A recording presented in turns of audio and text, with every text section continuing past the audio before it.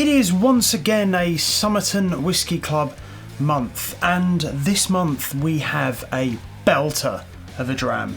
Welcome back, Dram fam, to the Whiskey Diary.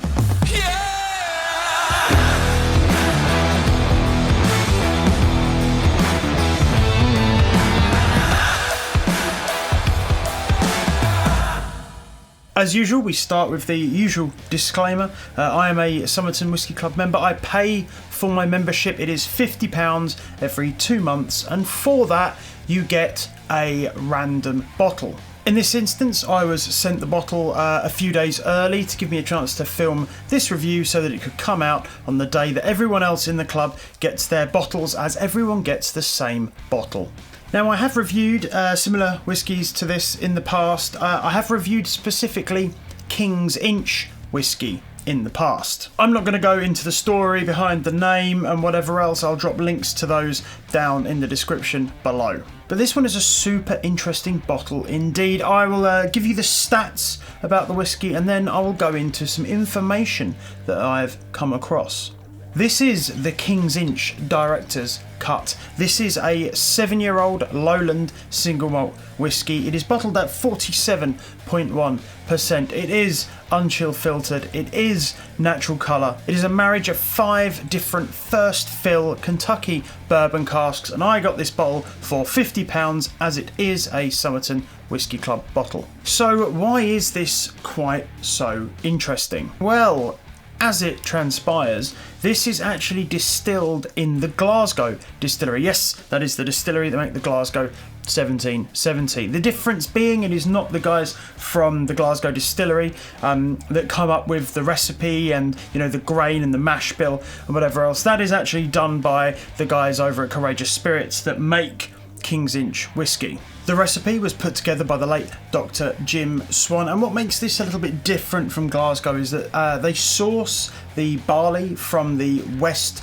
coast of Scotland and still use the ratio of 70% grits, which is kind of like the middle, the heart of the grain, 20% husk and 10% flour. They also use a slightly different yeast, and they take a narrower cut point, which is where they choose what actually goes into the bottle from the whole of the distillation, and quite often this can make quite a profound impact on the final product. You could say that this contributes to the distillery's fingerprints. So while, you know, this was distilled on Glasgow's kit, all of these little differences that are made throughout the process are likely to yield a quite different spirit to that of Glasgow. But with all that being said, how does it taste?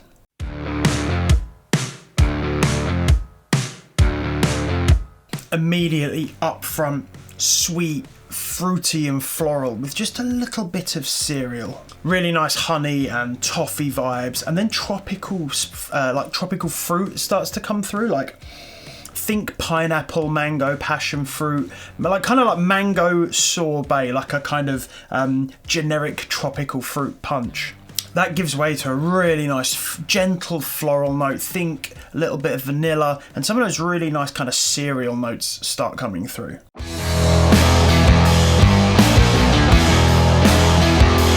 Palate wise, immediately it's honey and toffee coming to the forefront with just like a little bit of a slightly spicy cereal note. Right behind that, big fruity apple. Think like apple juice from concentrate, like just a really clean fruity apple flavour.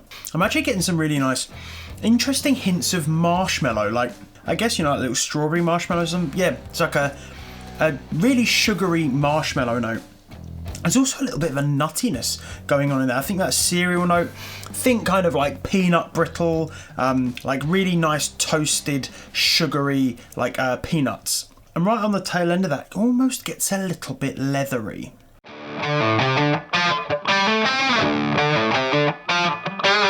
Finish-wise, all of that kind of leathery vanilla spiciness really kind of sits forward. Pair it up with all of that really nice kind of honey and toffee notes. You've almost got a little bit of chocolatiness there. Think like a really sweet, almost cheap milk chocolate. While kind of the really big like chunk of the finish isn't especially long, it really does leave that really, really gentle, like honeyed sweetness that lingers right till the very end.